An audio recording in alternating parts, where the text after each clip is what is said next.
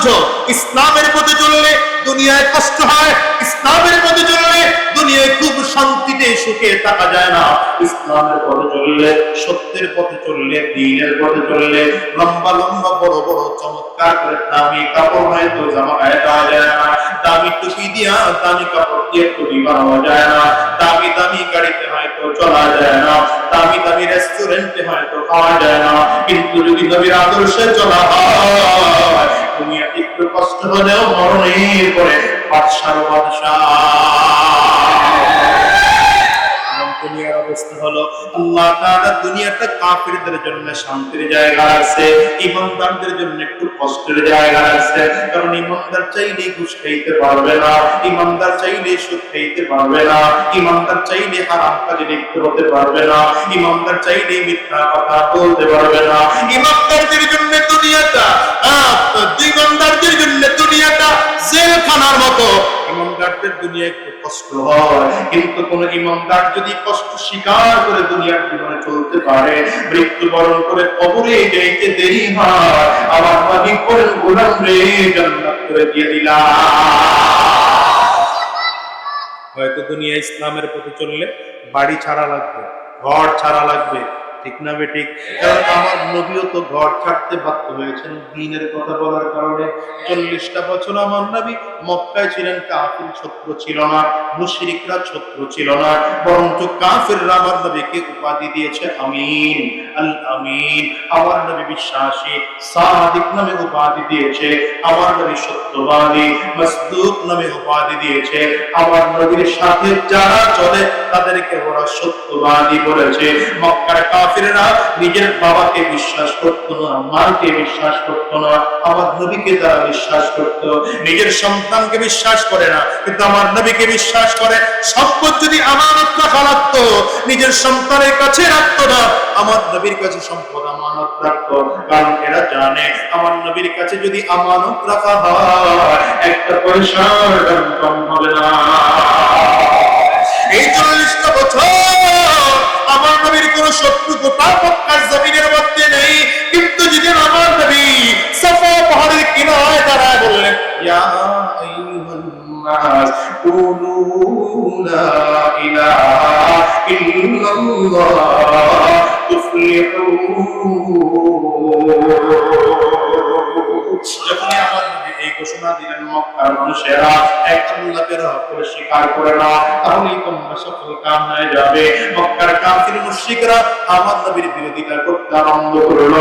বিরোধিতার মাত্রা এত পরিমাণ বাড়া বেড়েছে, প্রথমে আমার নবীকে বলল পাগল, এরপরে আমার নবীকে বলে জাদুকর, এরপরে আমার নবীকে বলে কবি, এরপরে আমার নবীকে বলে গণক। এগুলি এখনো আছে না নাই? একদল আলেমদেরকে দেখলে কয় রাজাকার, কথা কয় না রে জাতি। ওই নবীর যারা গালি দিয়েছে, বুঝলে দেখবে এরা এদের প্রেতাত্মা, ঠিক কি না? আওয়াজ করে বলো। আমার নবীরে ওরা জাদুকর বলে গালি দিয়েছে। এখনকার একদল লোক আলেমদেরকে রাজাকার বলে গালি দেয়, আলেমদেরকে মৌলবাদ বলে গালি দেওয়ার লোক আছে না? বলি শোনো, সাবধান, আলেমদেরকে মৌলবাদ বলবা না, দাঁড়িয়ে টুপিয়ার জুব্বাওয়ালাদেরকে মৌলবাদ বলবা না। কারণ আলেমরা যতজন মুসলমান সবাই মৌলবাদ। আমরা কোরআনে বিশ্বাসী, আমরা হাদিসে বিশ্বাসী, তাহলে আমরা মৌলবাদ না? মৌলবাদ বলে গালি দিতে আমি খুশি হই। মৌলবাদ আমরা সাহাবায়ে কেরাম মৌলবাদ ছিল, তাবেঈন মৌলবাদ ছিল, তাবেঈন মৌলবাদ ছিল। সাবধান, আলেমদেরকে মৌলবাদ বলে গালি দিয়া ভিন্ন দিকে পাড়াইতে চাইও না। তবে সাবধান করি, আলেমদেরকে যদি জঙ্গি বলে গালি দাও, রাজাকার বলে গালি দাও, আমরা দেখতে যাই তোমরা আবু জাহাল, আবু লাহাব, উতবা সাহেবদের মতই লোক তোমরা।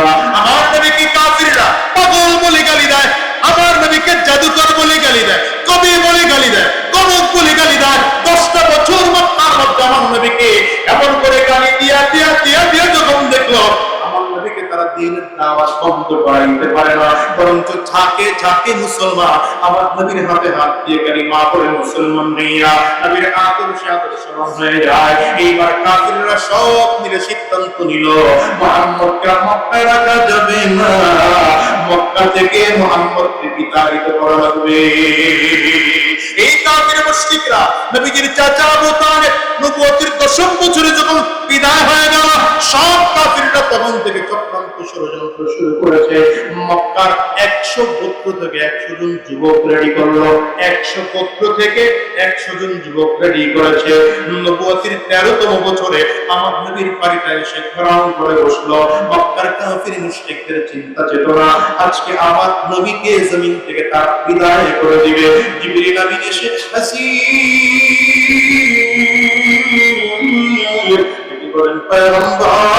মক্কার কাফির মুশরিকরা চারিদিকে এসে দাঁড়িয়েছে, আপনাকে জমিন থেকে বিদায় করে দিবে।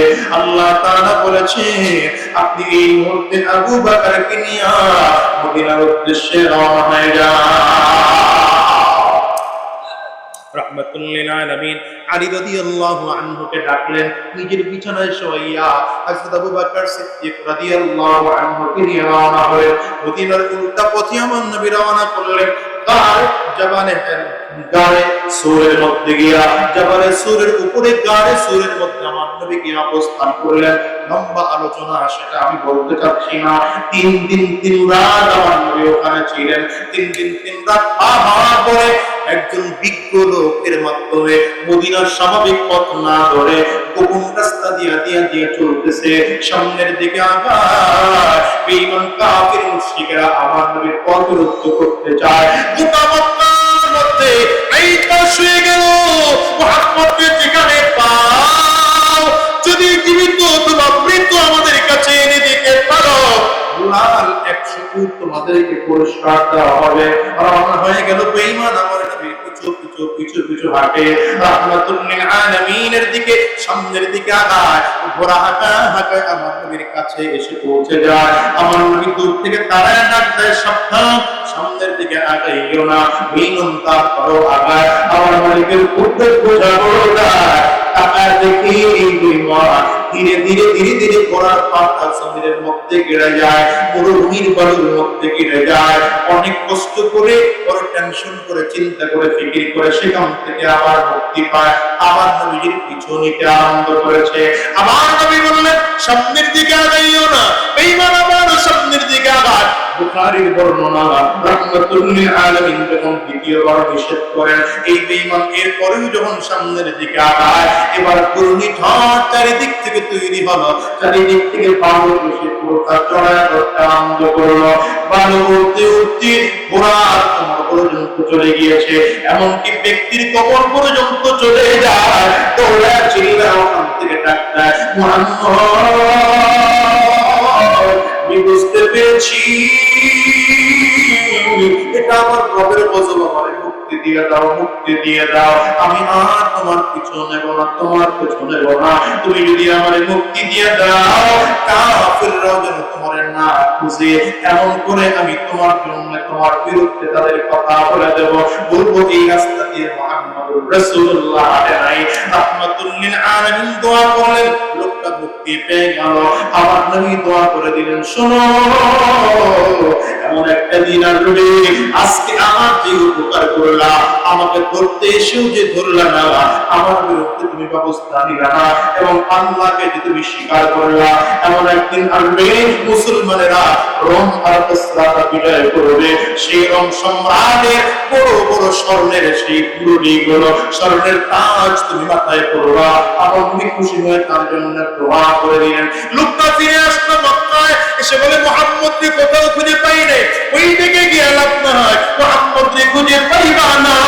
এই মানুষটা মক্কা বিজয়ের সময় কালিমা পড়ে মুসলমান হয়ে যায়। নবীজি ইন্তেকাল হয়ে গেল, আবু বকর সিদ্দিকের ইন্তেকাল হয়ে গেল। আমার ফারুক রাদিয়াল্লাহু আনহু জামানায় রোম সম্রাট, রোম রাজ্য বিজয় হয়ে গেল। হযরত ওমর যখন তাকায় দেখলেন রোম দেশ থেকে বিশাল বড় সাম্রাজ্যের দিন গনিমত গুলো আসতেছে, হযরত ওমর রোম সম্রাটের মাথার মুকুটটা নিয়ে ডাকতেন, বিরই সাহাবী ডাকো,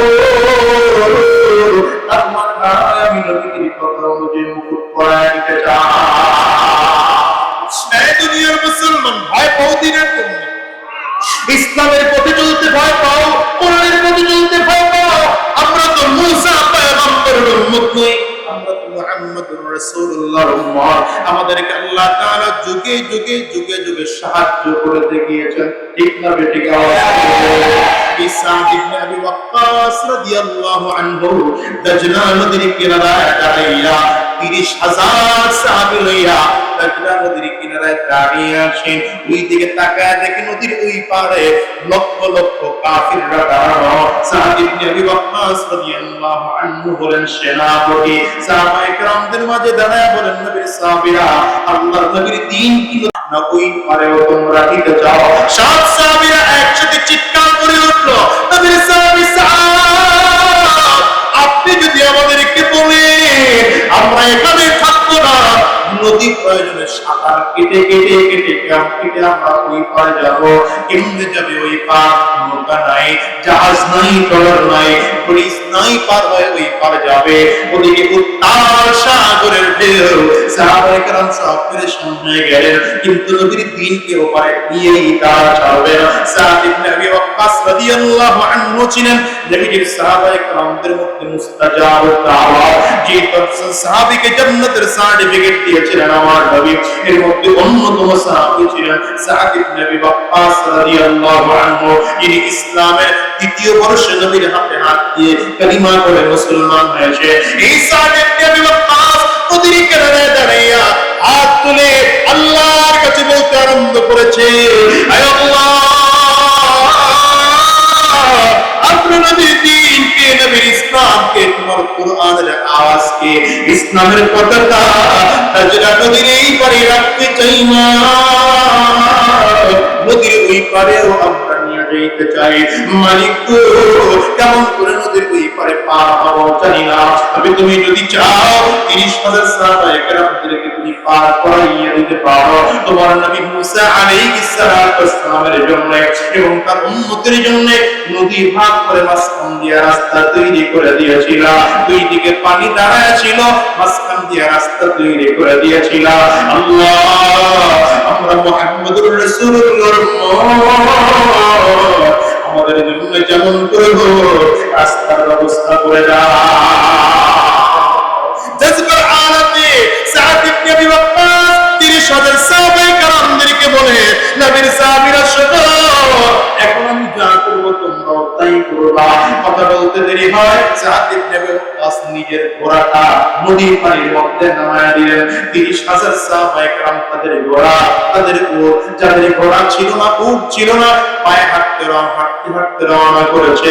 আশ্চর্যের ব্যাপার, কাফিররা তাকায় তাকায় দেখে মুসলমানরা পানির মধ্যে ডুবে যায় না, পানির উপর দিয়া ঘোড়া হাঁটায়া হাঁটায়া নদী পার হয়।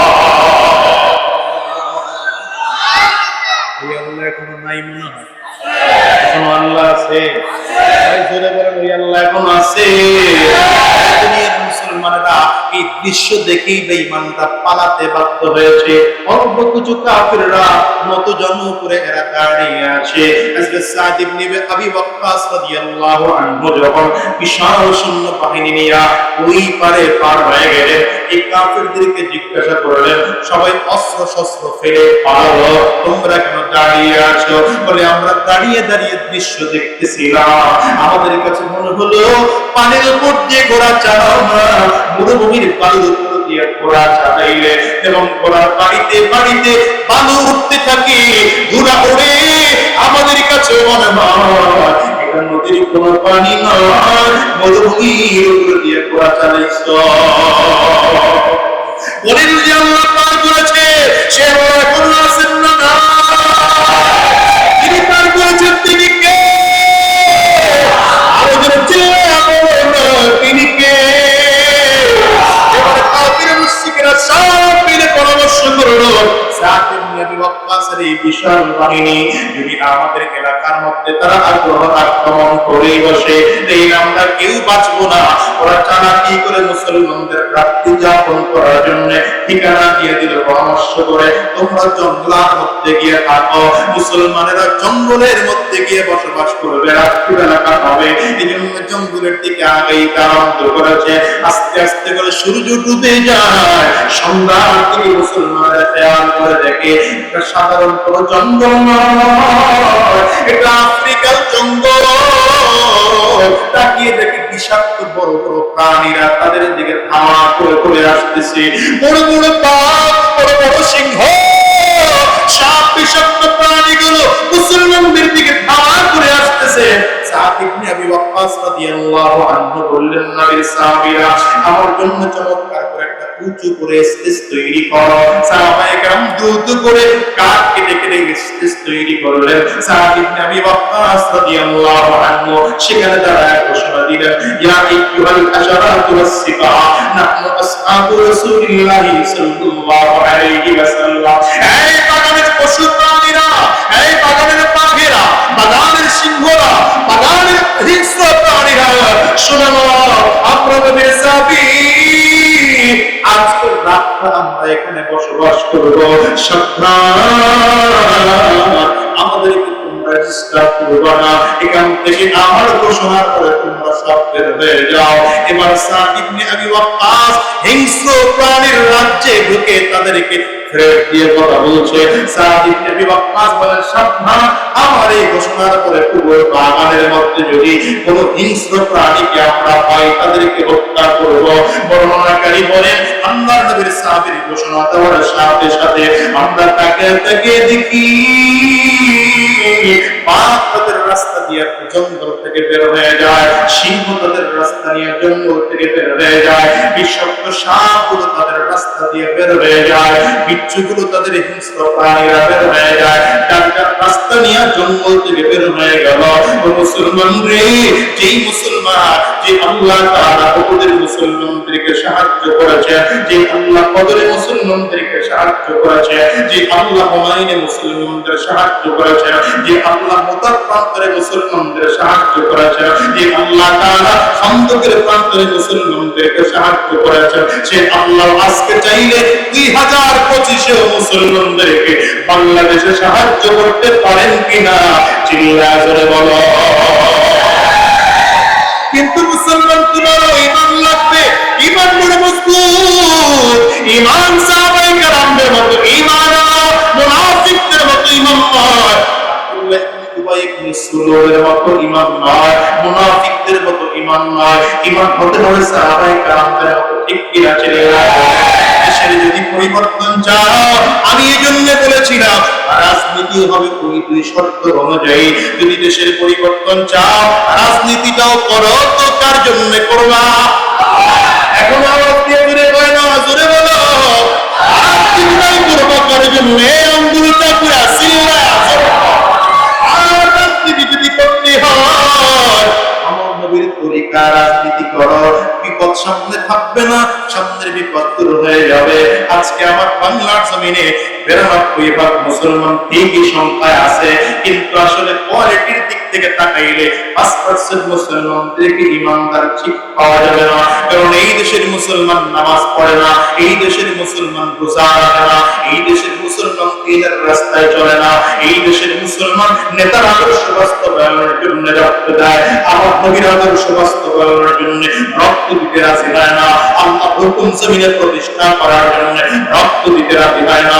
আমার মুসলমান, আমি আপনাদের কাছে জানতে চাই, এখন তো আলহামদুলিল্লাহ আমরা দেখতে পাচ্ছি বাংলার আকাশে ইসলামের সূর্যোদয় দেখা যাচ্ছে। ঠিক কিনা? বাংলার আকাশে ইসলাম তাদের সুঘ্রাণ পাওয়া যাচ্ছে। উলামায়ে কেরামদের দূরত্ব ধীরে ধীরে কমে এসেছে। এখন একটা স্তরে উলামায়ে কেরাম খানা খেতে বসে, এখন উলামায়ে কেরাম একই মঞ্চে বসা আরম্ভ করেছে, উলামায়ে কেরাম হাতে হাত মিলাচ্ছে, উলামায়ে কেরাম হাতে কাঁধ মিলাচ্ছে। আমার কাছে মনে হয় আগামীর বাংলাদেশে যদি উলামায়ে কেরাম ঐক্যবদ্ধ হইয়া এই দেশটিকে পরিবর্তনের জন্য আওয়াজ আপনাদেরকে ডাক দেয়, আমরা 24-এর মতো, 71-এর মতো, 47-এর মতো আবার মায়েদের মতো যদি রক্ত দিতে হয় আমরা রক্ত দেব, জীবনটাও যদি দিতে হয়। কারা কারা তৈরি আছে? বসে নয় দাঁড়িয়ে দেখাতে হবে, বসে নয় দাঁড়িয়ে দেখাতে হবে। আল্লাহ তাআলাকে দাঁড়িয়ে দেখাও। ইসলামের জন্য আমরা দাঁড়িয়ে সাক্ষী রাখলাম, এই জমিনে তোমার দ্বীন টিকা রাখার জন্য, ইসলাম টিকা রাখার জন্য ময়দান থাকতে রাজি না? ঠিক কিনা বলো? তৈয়ার আছো ইনশাআল্লাহ? ইসলামের জন্য আমরা দাঁড়িয়ে সাক্ষী রাখলাম, এই জমিনে তোমার দ্বীন টিকা রাখার জন্য, ইসলাম টিকা রাখার জন্য ময়দান থাকতে রাজি না? ঠিক কিনা বলো? তৈয়ার আছো ইনশাআল্লাহ? ইসলামের জন্য আমরা দাঁড়িয়ে সাক্ষী রাখলাম, এই জমিনে তোমার দ্বীন টিকা রাখার জন্য, ইসলাম টিকা রাখার জন্য ময়দান থাকতে রাজি না? ঠিক কিনা বলো? বসে যান, বসে যান। প্রিয় ভাইরা, আমার মুসলমান বন্ধুরা, আজকের এই মাহফিল পেয়ে আপনারা খুশি না বাজা? আসতে পারে কেন? জোরে বলেন, আরো জোরে বলেন। মুসলমান বসেন, বসে পড়েন। ইমাম সাহেব কই? বসেন। কি লাগবে কালেকশন?